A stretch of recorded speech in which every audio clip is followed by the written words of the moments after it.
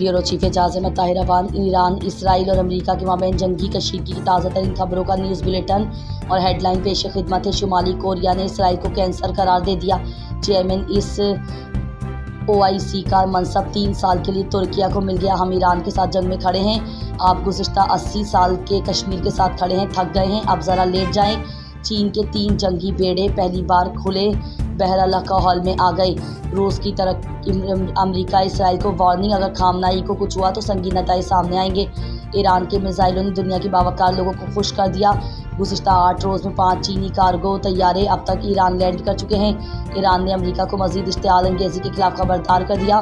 Iran पर America की जारियत, आलमी एटमी रवानाई एजेंसी IAEA के हाथ भी खून से रंगीन हो गए। ईरान ने IAEA के सरबराह के खिलाफ अक़वाम मुत्तहिदा में शिकायत दर्ज करवा दी। अमेरिका ने ईरान पर 30,000 टन के करीब बारूद गिराया। शुमाली कोरिया देरपा अमन के तहफ़्फ़ुज़ के लिए ईरान को जौहरी हथियार फराहम करने के लिए तैयार।